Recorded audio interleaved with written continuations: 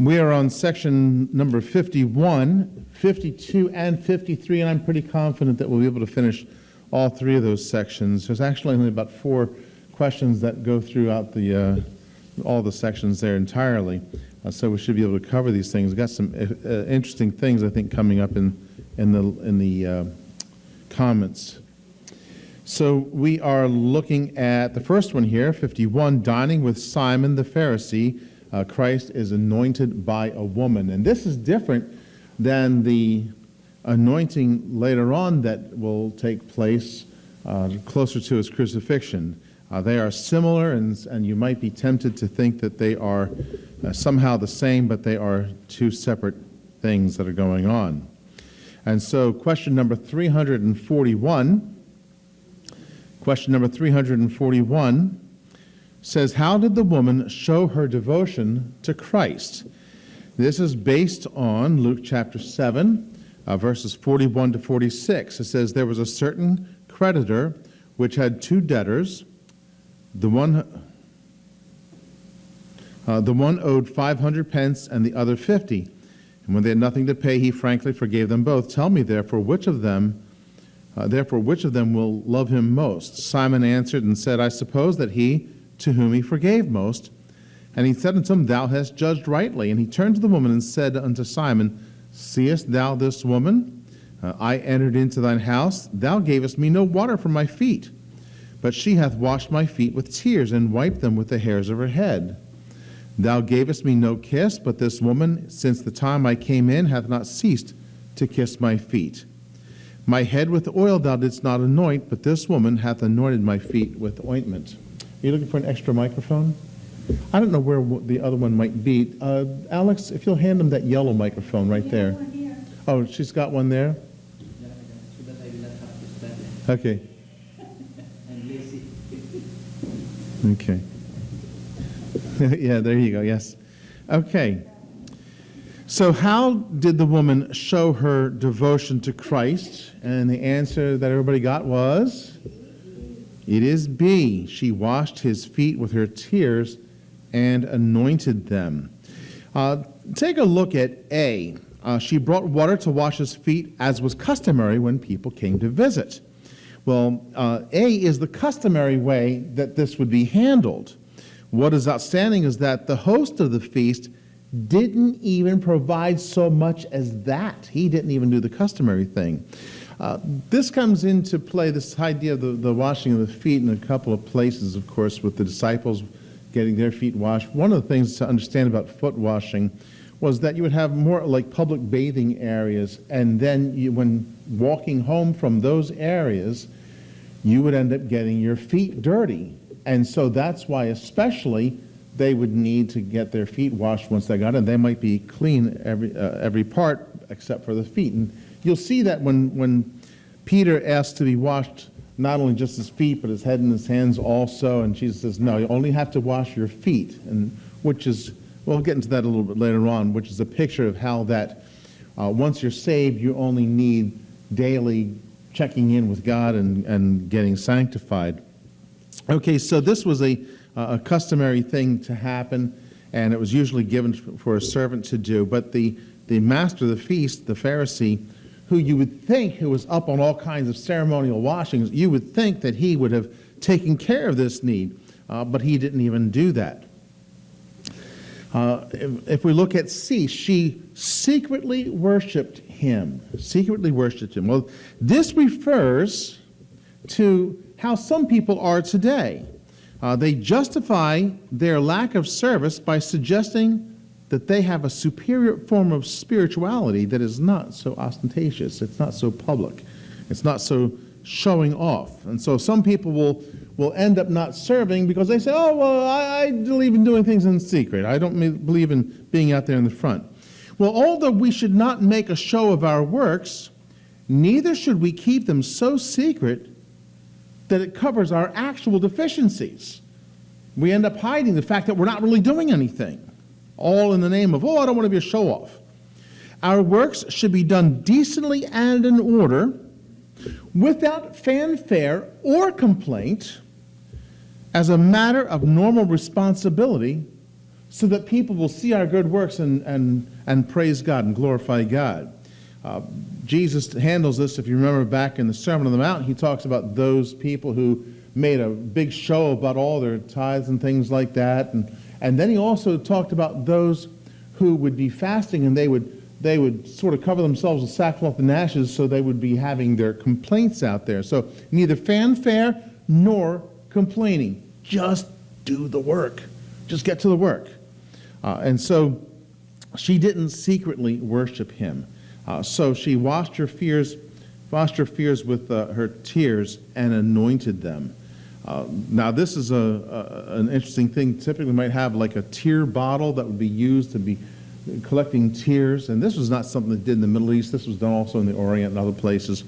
Or she might have been crying over his feet, but she there washed his feet with the tears and then anointed them. Okay, question 342. Question 342. How did the Pharisee regard the woman? How did the Pharisee regard the woman? It's based on verse 39.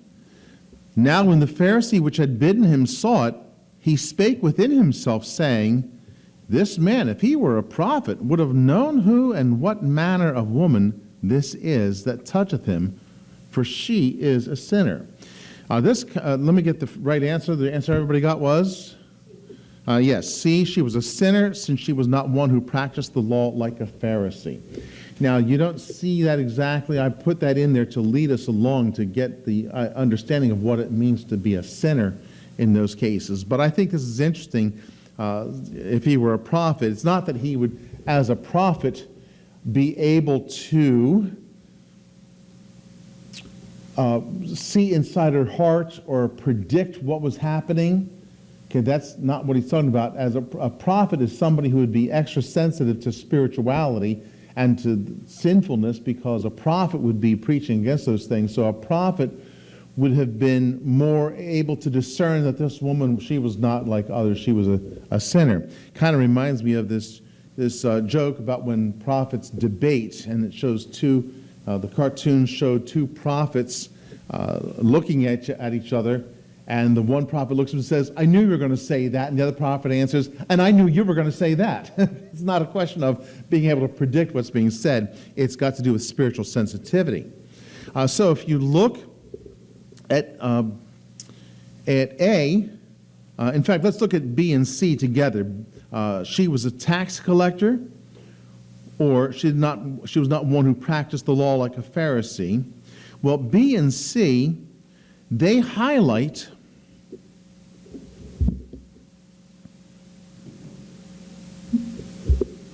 B and C both highlight what the Pharisees considered to be a sinner.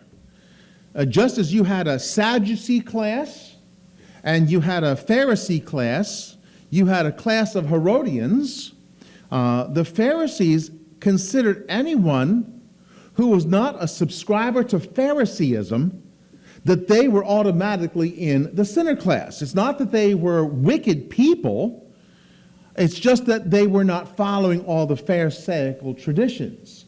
And so if you called somebody a sinner, you weren't necessarily casting aspersions on them or defaming them by suggesting that they were really bad people and evil people. No, all you were saying was, oh, they don't practice the law. And that automatically classified that. Now, if you look at A, she was a sinner just like him. And by the way, that's why the tax collectors would be included in that batch, because the tax collectors were in service to the Romans, and being in service to the Romans, they were not of the Pharisees, and so they were considered to be of the sinner class. And so this woman was it's not that she was a tax collector, she was just not a practicer necessarily of the Pharisee traditions. Now, if you look at A, she was a sinner just like him. Well, if the Pharisees had a more honest definition of a sinner as not just somebody who performed according to their Pharisaical interpretations of the law, if they had a more realistic definition, they would have had a greater humility, because they would truly understand the sinful condition of all men. Romans 3:23, for all have sinned and come short of the glory of God.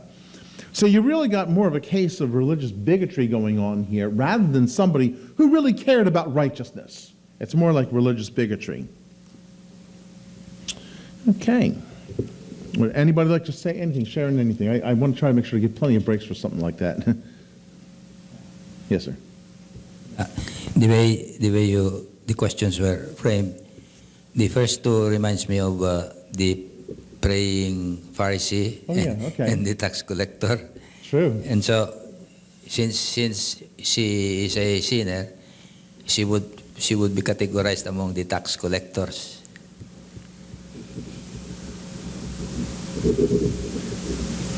And I'm going to make a note of that, put some extra notes in there. Pharisee and the publican. Yes. And Jesus also said that he came for the lost, not the righteous, because the Pharisees were proud, righteous people. Yeah. And that's what Jesus was referring to as the category of the Pharisees, and the rest of all of us are sinners. Yeah, there was a great irony in that. Well, if you really think that you're the righteous, then you don't need me. But I came for the sinners, really, you included, if you really stop to think about it.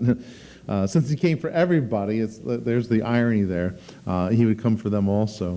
He would have come for them also. Okay. Let's look then at question 343. How did Jesus describe how great someone will love? Verse 47 says, "Wherefore I say unto thee, her sins, which are many, are forgiven, for she loved much. But to whom little is forgiven, the same loveth little." So the answer is, yes, B, someone who is greatly forgiven. Someone who's greatly forgiven will greatly love. Look at A for a moment. Someone who writes great poetry.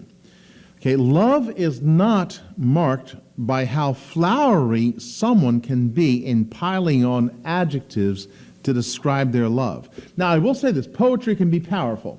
When you stop to think about our hymns are all poetry set to music. So I'm not condemning poetry in general, but it's not hard to get to the point where you substitute cleverness for love. Just because somebody can put words together doesn't mean that they automatically love more. B and C, let's put together. Someone who is greatly forgiven versus someone who is very righteous. Well, someone who is very righteous can have a great love.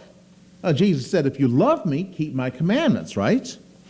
So it is possible, but as the Lord's model prayer demonstrates, there is a principle that recognizes God's goodness in comparison to our need to be forgiven. The first part of the prayer starts off with describing God's greatness, his goodness to us, and then you get around to asking forgiveness.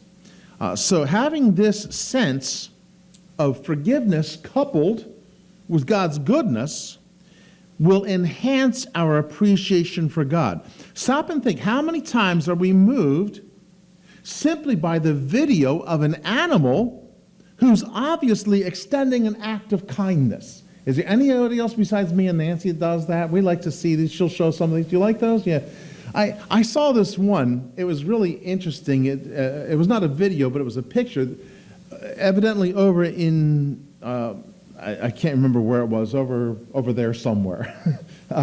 They had a man, they had this river area, and the park keeper, one of the things that they had to do was go out and unclog some of these waterways and to get rid of these poisonous snakes.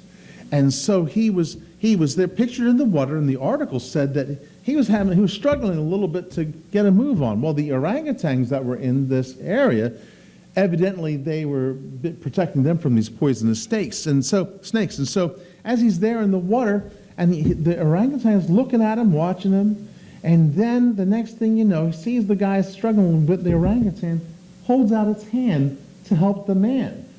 Now, in the article, it was explained, you don't take the hand of an orangutan because they are wild animals. You don't know quite what's going to actually happen after that. But I thought that was really awesome. Here he holds out his hand. I remember this little video of a cow.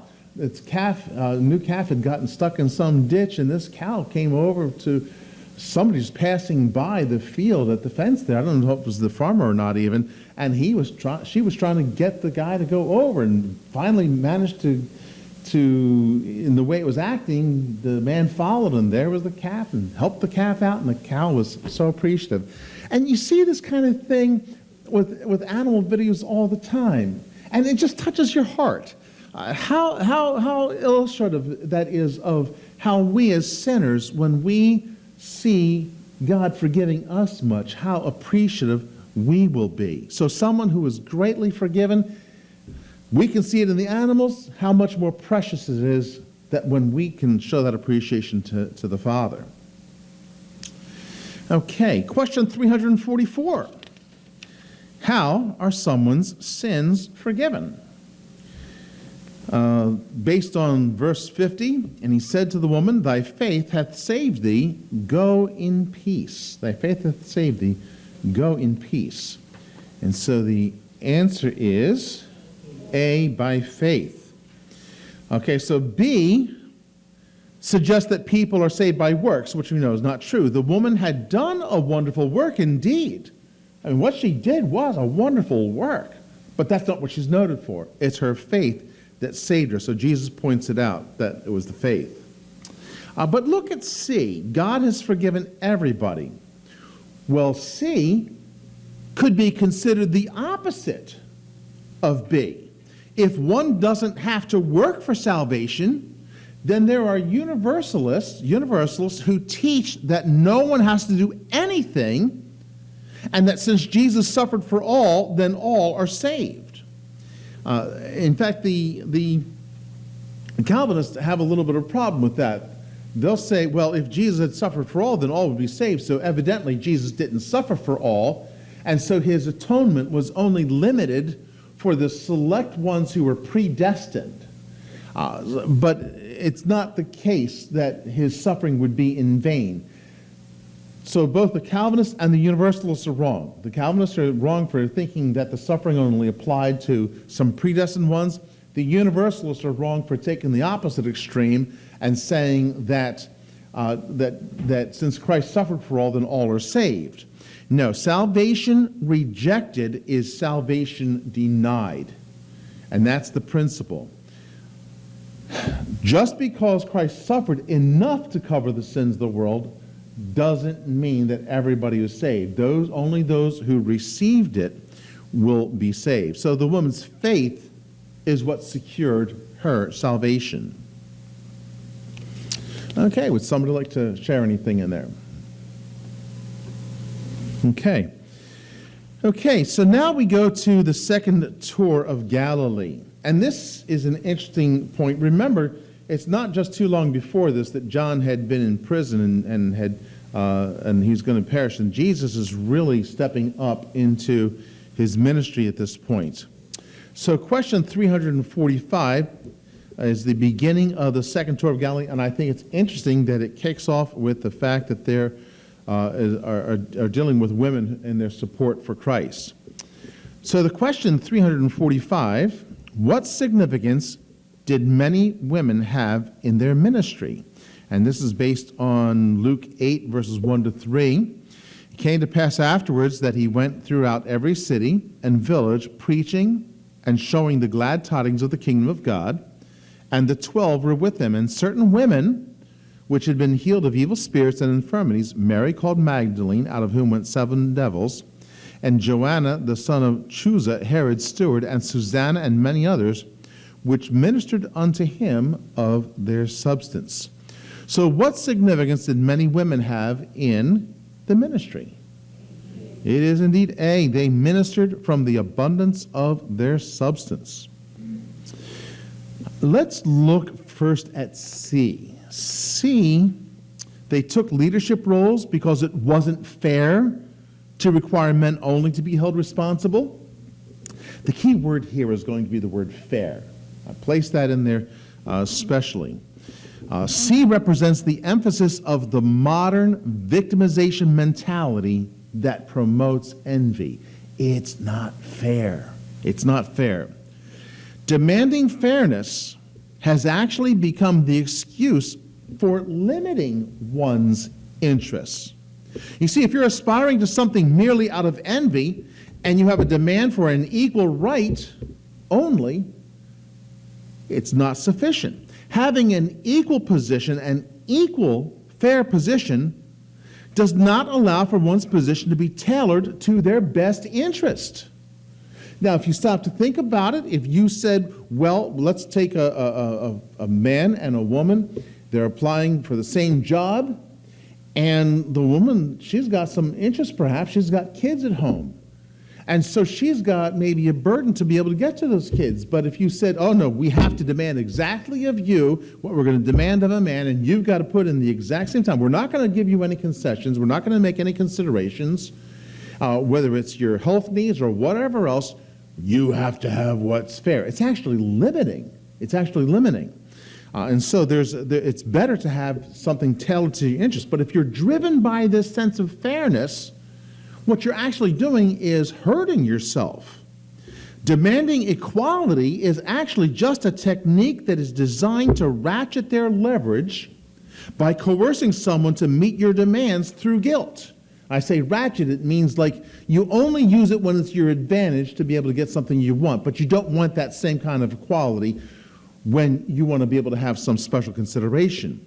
And so that's just a way of guilting somebody into saying, oh, well, I guess I got to give in because I don't want to be thought of as unfair. Women not seeking leadership roles does not mean that they were being suppressed. Okay, these women were wanting to be in support. It's not like they were looking for leadership roles. There are expectations that we should have of men. Being motivated by envy for women to demand to have the same expectations placed on women actually diminishes the sense of responsibility that men would have.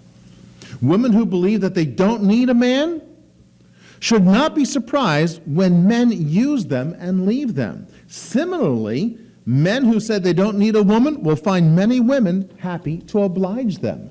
I am happy to say I need my wife, okay? I like having a wife. Not just like having a wife, I need having my wife. You need for me to have my wife, okay? Because we work together and we have that complementarian thing where we encourage and we strengthen each other and edify each other. Okay, so it shouldn't be a case of vying for, out of envy, well, I want what you've got. No, look and see what God has for you and how that's going to be best needed. Okay, so we knock out C. They took leadership roles because it wasn't fair. No, they were not looking out of envy to have what the men had. They just wanted to serve God. Now, A and B, let's look at those together. They ministered from the abundance of their substance, or they had no significance because they were second-class citizens who had nothing to offer. Well, in the effort to justify women's envy for men, there is an attempt to suggest that women were second-class citizens all down through history. And so they, when those arguments are presented, it's like, oh, women have always been second-class citizens. We need to elevate them and break glass ceilings. Well, it's true that there were those, especially widows, who were dependent on their children to provide for them, but that is not the whole picture. It's not just they had no significant second-class citizens. In fact, women had a great standing. So I'm going to put up on a link on the video that will discuss this further, and you can check that out, or you can get that link from me sometime. But this was an especially interesting article that I found. Let me read part of it to you. And this had to do with regard to widows and women in the Middle East at the time. The author writes, the notion that widows needed someone to take care of them rests on ideas about the legal and social status of women. Perhaps most important is the idea that widows could not possess their own property. A wife was dependent on her husband, and when he died, she went to live with her father's household if he was alive, or to an adult son if she had one. Having a father or son was fortunate because otherwise widows were entirely without resources. Widows were also legally subordinate to these male relatives. And then the author writes, the above picture is largely false. Okay, it's largely false for the Mediterranean world of the 1st and 2nd centuries. Legal and social norms of this period granted women property rights and substantial authority within their households and communities. While some widows were greatly disadvantaged, many would have experienced only a slight drop in economic or social status, and possibly none at all. In the New Testament period, women owned a substantial amount of property. About 1/3 of all property was owned by women, 2/3 by men. The disparity reinforces our assumption that women were not social equals of men, yet the proportion of property owned by women is also large enough to suggest women's ownership was by no means unusual. And the article's maybe 2 or 3 times larger than this portion here that I read. It's a very interesting article, and it's worth reading. So when you see these women ministering from the abundance of the substance, what it speaks of is the fact that women in churches have always played a large part in Christian ministry.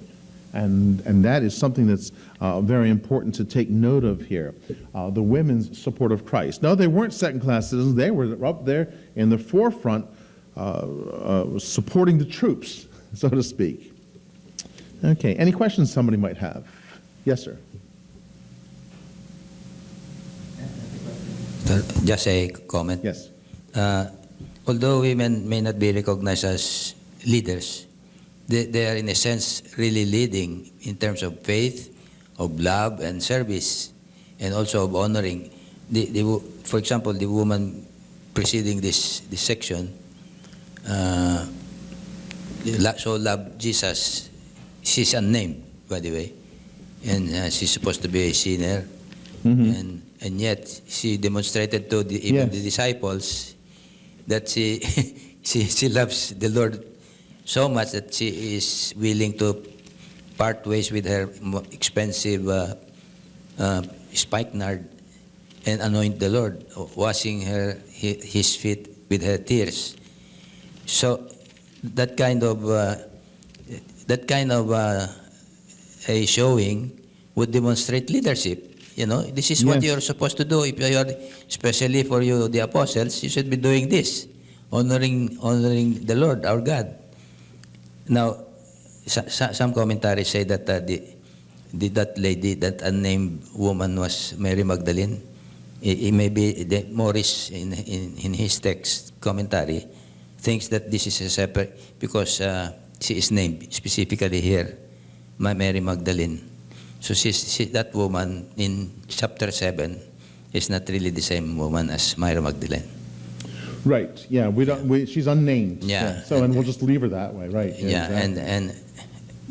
And this in turn, Jesus, not this specific unnamed woman, but another woman, she praised and considered the act of anointing him a memorial for all ages to come.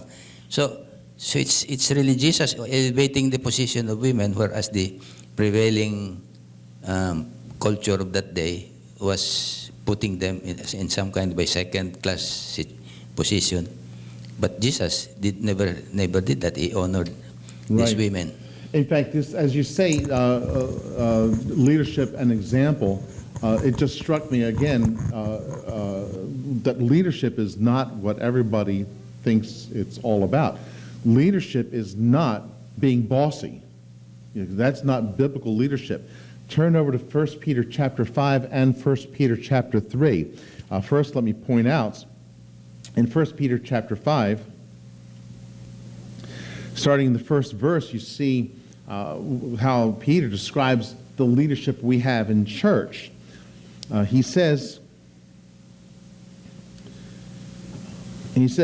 starting in verse number 1, he says, "The elders which are among you I exhort, who am also an elder and a witness of the sufferings of Christ, and also a partaker of the glory that shall be revealed. Feed the flock of God which is among you, taking the oversight thereof, not by constraint, not by forcing them, but willingly, not for filthy lucre, but of a ready mind." And then here it is, "Neither as being lords over God's heritage, but being ensamples to the flock." What is promoted here is leadership by example. And then 1 Peter chapter 3, we have the case of women who have husbands who have not been won over by the word, and look what it says there. 1 Peter chapter 3, likewise, ye wives, be in subjection to your own husbands, that if any obey not the word, they also may without the word be won by the conversation or the lifestyle, the way they conduct themselves of the wives, again, by their example. While they behold your chaste conversation coupled with fear, whose adorning let it not be that outward adorning of plaiting the hair and of wearing of gold or of putting on of apparel, but let it be the hidden man of the heart, in that which is not corruptible, even the ornament of a meek and quiet spirit, which is in the sight of God of great price. And then goes on to give an example of Sarah. And so you have the idea that leadership really, if people were vying for leadership, they should really make themselves very competent in their spirituality, competent in their spiritual service, and let that be the thing that brings people along. And so if you make it a question of something that you're vying for, something that you're fighting for, and you're trying to clutch and claw after, that would be a bad sign anyhow. That would be a bad sign anyhow. Somebody who's really going that hard at, you got to wonder what's really happening in their heart. So yes, so this whole leadership thing, these women were actually being leaders in a totally different way, a more biblical way, as demonstrated in 1 Peter 3 and 1 Peter 5. Yeah. Okay.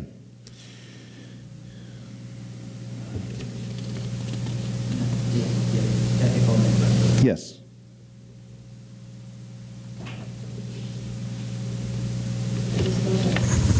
Of the two sisters of Lazarus, Mary and Martha.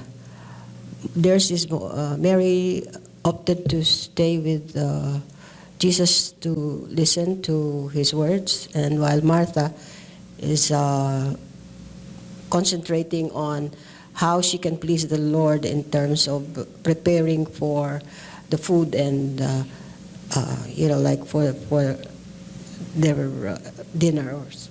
So both of them have their own reasons, and Mary, with her faith that she wanted to be closer to Jesus in terms of learning more about her words, and Martha is more of servanthood, serving the Lord.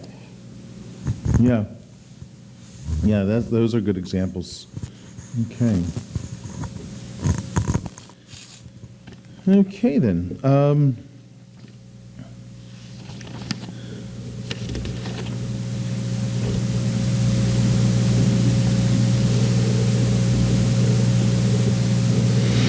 Okay, let's move on to section 53. The Pharisees hold counsel to destroy Jesus. Question 346. In fact, let's read Matthew 12, starting in verse 14 for a moment. It says, Then the Pharisees went out and held a council against him, how they might destroy him. But when Jesus knew it, he withdrew himself from thence, and great multitudes followed him, and he healed them all, and charged them that they should not make him known, that it might be fulfilled which was spoken by Isaiah the prophet, saying, Behold my servant whom I have chosen, my beloved, in whom my soul is well pleased. I will put my spirit upon him, and he shall show judgment to the Gentiles.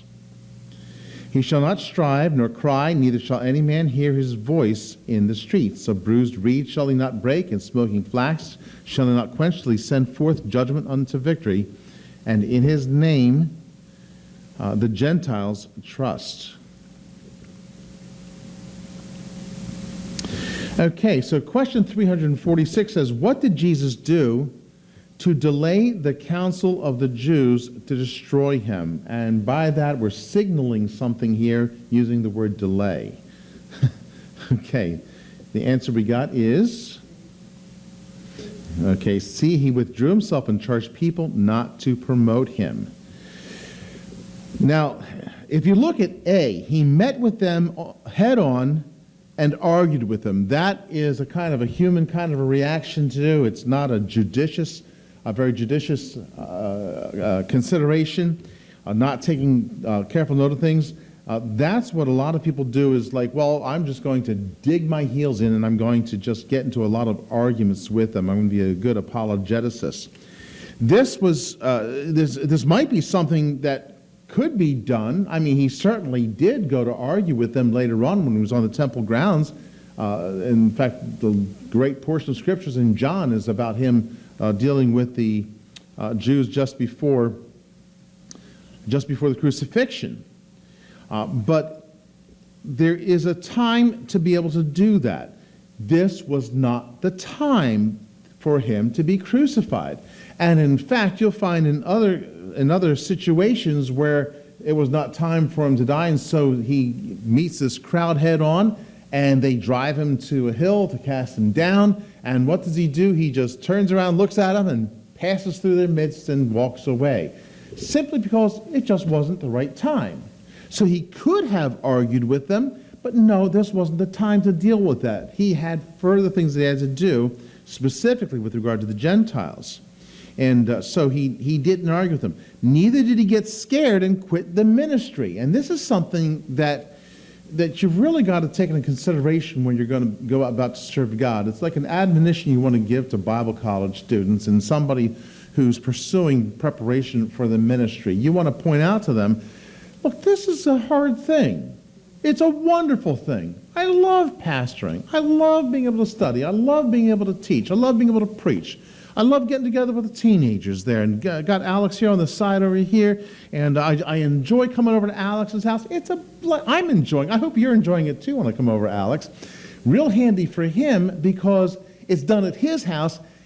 He doesn't have to put shoes on and go outside, right? Okay. He comes down from his schoolwork, and Jaden's been over there, and we're looking to get others in there involved too. But it's been nice to be able to go over there, and his mom has a special tea that she puts out. I'm still trying to figure out what the name of the one batch is, because I want to bring some, to Nancy, because she likes tea and stuff like that. It's a wonderful time. Love doing this kind of thing.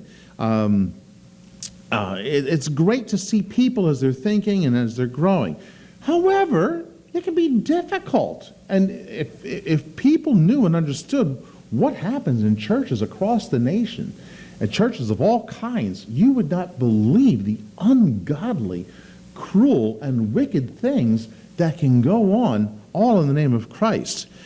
So it's a wonderful thing, but we want to tell people, don't get scared and quit.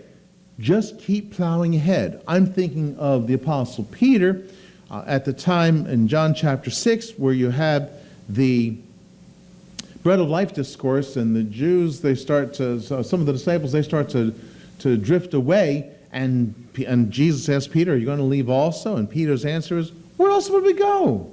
You've got the words of eternal life.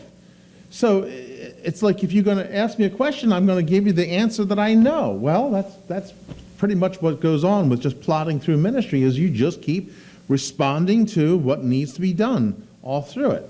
Not to get scared and then quit the ministry. What else is there really to do?